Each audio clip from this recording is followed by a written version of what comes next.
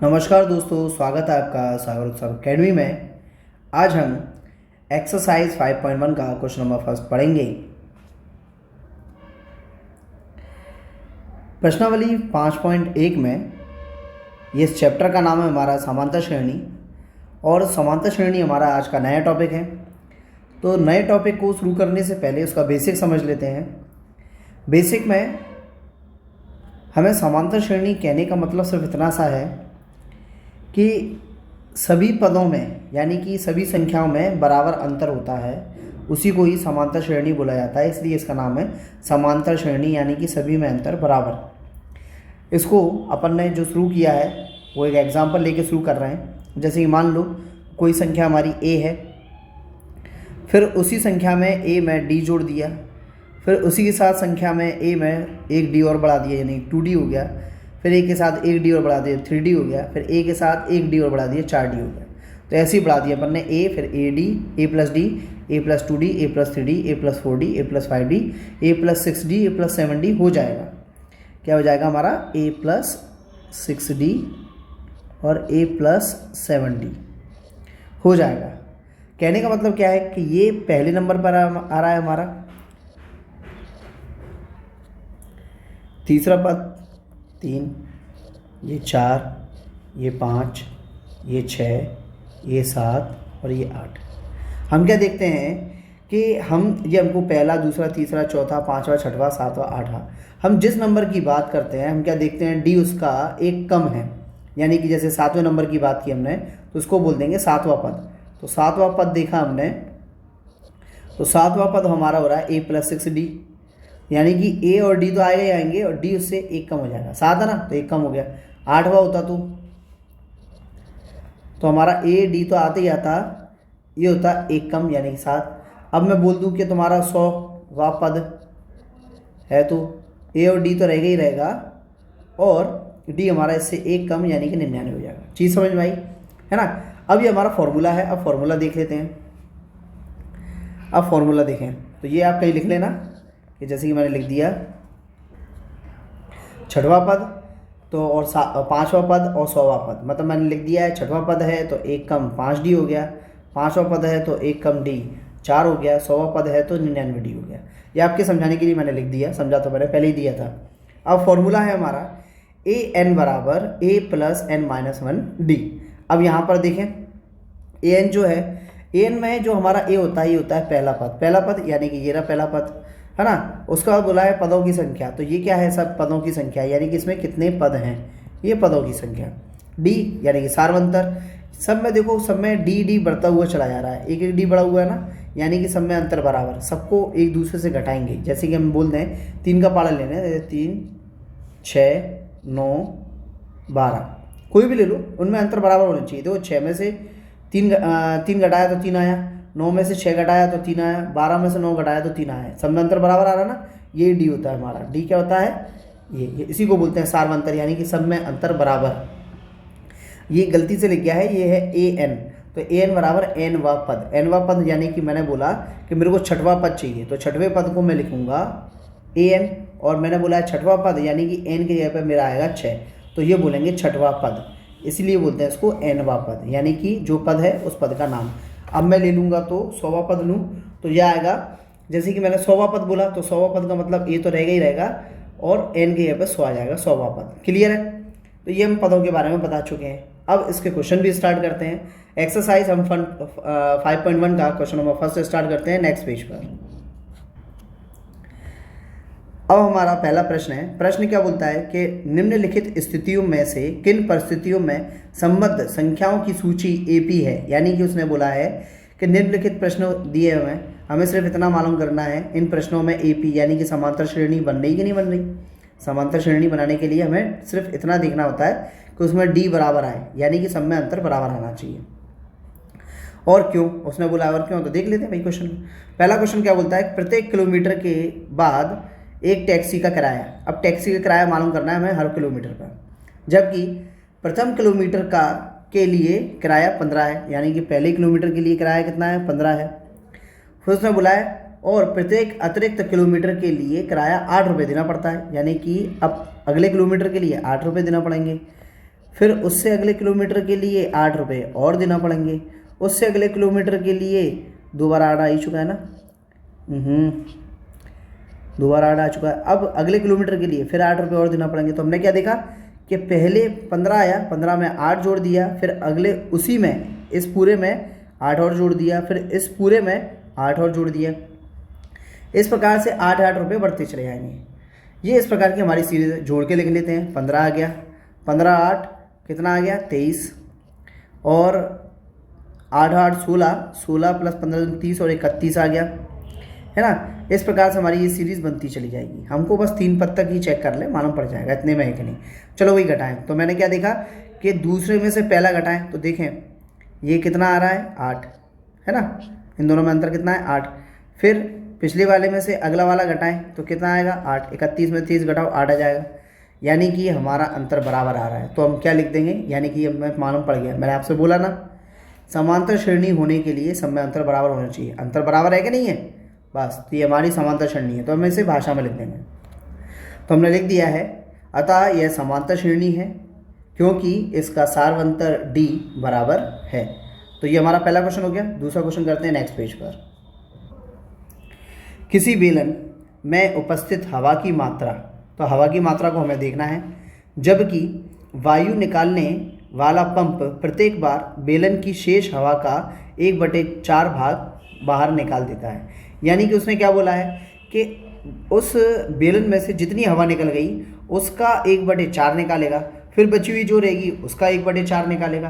कहने का मतलब ये है कि जितना बचेगा उसका 1/4 निकालेगा, है ना। 1/4 को निकालने के लिए तो सबसे पहले मान लेते हैं बेलन के अंदर हवा तो हमें पता नहीं है कितनी है, तो हम मान लेते हैं कि वो बेलन की हवा कितनी है, v है। तो करते हैं भाई सॉल्व।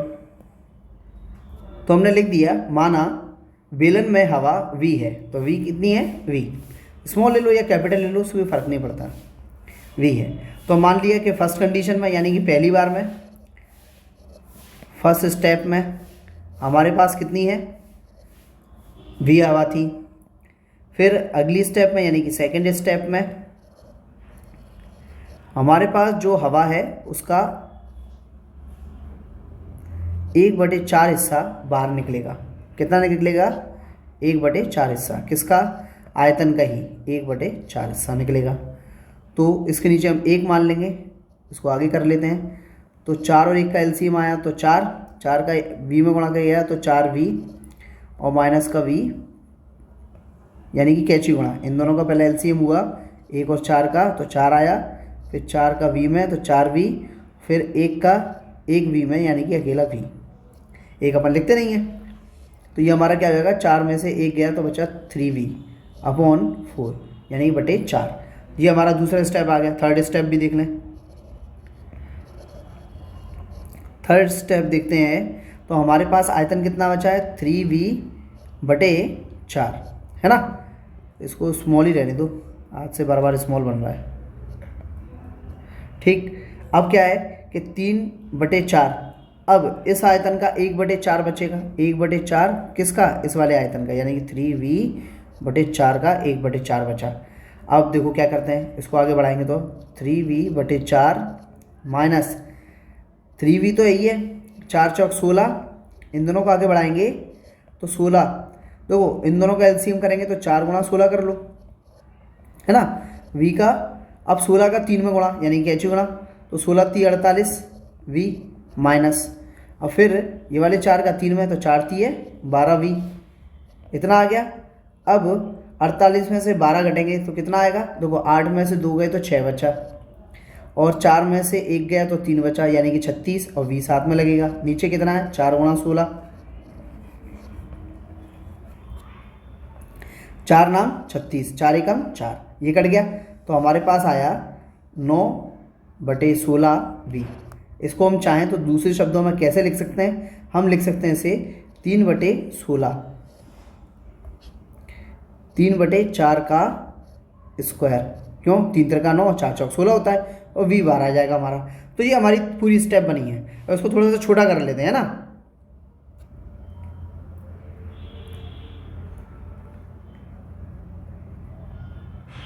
ये हमने सिलेक्ट किया और छोटा कर लिया, थोड़ा सा अपन को जगह बन गई।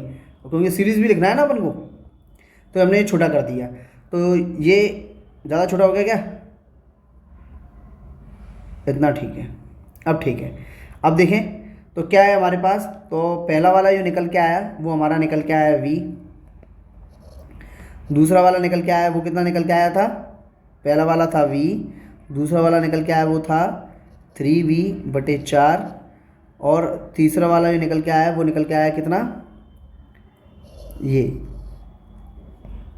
3/4 का स्क्वायर और v², वो v अकेला, डैश डैश डैश इस प्रकार से बढ़ता चला जाएगा। अब एक बात सुनो आप, कि जब भी समांतर श्रेणी निकालना होती है तो समांतर श्रेणी के लिए पहली कंडीशन ये है कि सभी में अंतर बराबर होना चाहिए, कभी भी गुणा में नहीं होना चाहिए। यहाँ पर गुणा हो रहा है, देखो 3/4 पहले सिंगल था, अब यहाँ पर डबल हो गया, यानी गुणा में जा रहा है ना, तो इसका मतलब क्या हुआ, ये समांतर श्रेणी नहीं है। जुड़ने में तो बात नहीं आ रही, गुणा वाली बात आ रही है, गुणा वाली बात है तो मतलब समांतर श्रेणी नहीं है। इसको हम भाषा में भी लिख देंगे, तो हमने लिख दिया है अतः यह समांतर श्रेणी नहीं है क्योंकि इसका सार्वंतर d बराबर नहीं है। तो सही बात है, ये सब गुणा में जा रहे हैं तो इनमें अंतर बराबर नहीं आएगा। अंतर कब बराबर आता है, जब चीज़ जुड़ती है, यहाँ तो गुणा हो रही है। तो ये इसके साथ साथ हमारा क्वेश्चन नंबर 2 हुआ। क्वेश्चन नंबर 3 करने के लिए हम चलते हैं नेक्स्ट पेज पर।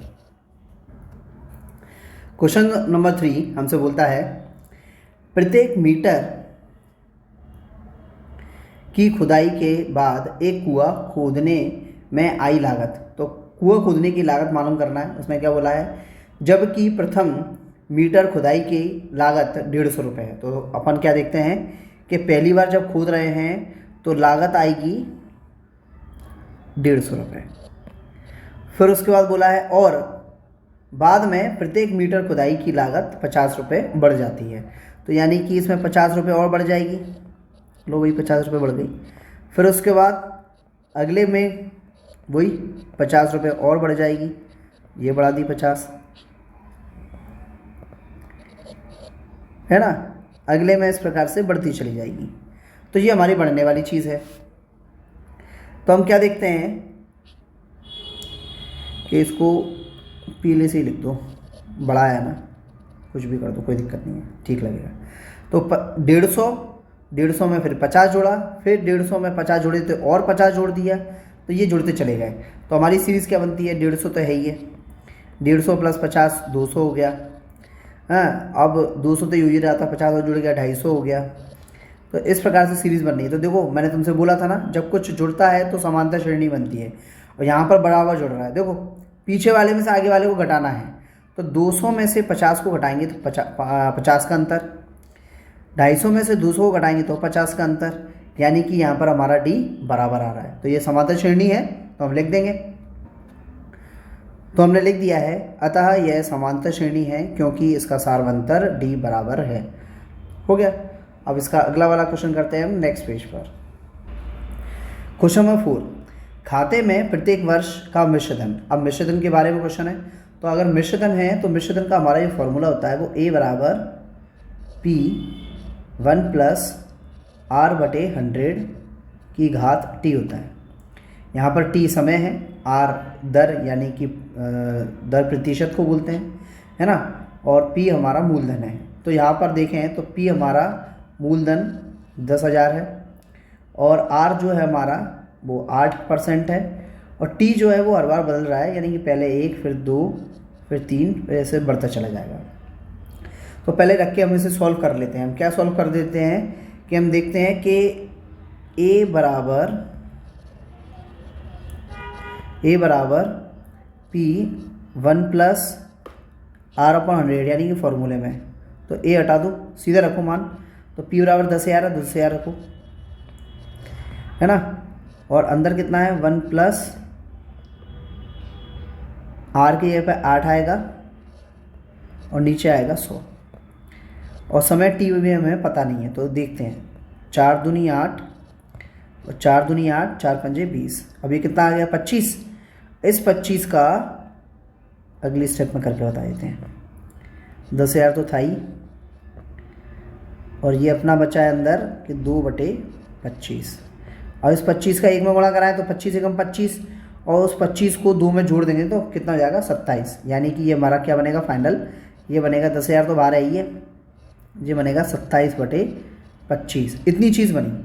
और टी इसमें है ही है, टी तो हमारा है ही है। अब टी को बदलना है समय के हिसाब से। अब देखें, अब इसको लिखेंगे तरीके से। ये हमने लिखा 10,000, अब कितना आ रहा है 27/25, इसका टाइम 1 है ना, अगला वाला। अब 2 वर्ष के लिए लेंगे तो फिर वही 27/25, अब टाइम कितना 2, फिर उसका अगला वाला 10,000 में वही 27/25 टाइम 3। इस प्रकार से ये बढ़ता चला जाएगा। क्या होता चला जाएगा? बढ़ता चला जाएगा। तो ये हमारा हो गया। अब हम क्या देखते हैं कि आप इस पद में देखें, मैंने आपसे पहले भी बोला था, अगर कुछ जुड़ता है तो समांतर श्रेणी होती है। यहाँ पर जुड़ने वाली चीज़ आ नहीं रही। यहाँ पर पद तो सब सेम जा रहे हैं, लेकिन फ़र्क सिर्फ इतना आ रहा है, यहाँ घात बढ़ रही है। घात होने का मतलब ये है वो संख्या गुणा में आ रही है ना। संख्या क्या में आ रही है? गुणा में आ रही है। अगर गुणा में आ जाती है तो वो समांतर श्रेणी नहीं होती है ना। तो हम लिख देंगे कि ये अतः ये समांतर श्रेणी नहीं है, क्योंकि गुणा में है। तो इसको भाषा में लिख देते हैं, या एक लाइन और भी बढ़ा दें तो कोई दिक्कत नहीं है। जैसे कि अपन ने ये लिखा 10,000, तो ये 27/25 है ना, एक बार था, ये आपके लिए लिखे दे रहा हूँ मैं। 10,000 27/25 गुणा 27/25, देखो आगे गुणा में, बस यही गुणा की बात कर रहा था मैं, है ना। घात है तो घात का मतलब गुणा है ना, इतना तो हम समझते ही हैं। तो 27/25 और 27/25, तो वो 27/25 यानी कि बढ़ रहा है, लेकिन गुणा में बढ़ रहा है, जुड़ नहीं रहा है, गुणा में बढ़ रहा है। तो इसलिए समांतर श्रेणी नहीं है। इसको छोटा करके अब इसके बारे में लिख देते हैं। तो हमने लिख दिया है, अतः यह समांतर श्रेणी नहीं है क्योंकि इसका सार्वअंतर d बराबर नहीं है। इसके साथ साथ हमारा क्वेश्चन नंबर फर्स्ट खत्म होता है। यदि वीडियो पसंद आया हो तो लाइक कर दीजिए, सब्सक्राइब कीजिए और वीडियो को ज़्यादा से ज़्यादा शेयर कीजिए। यदि आपका कोई डाउट है आप कमेंट बॉक्स में पूछ सकते हैं। धन्यवाद।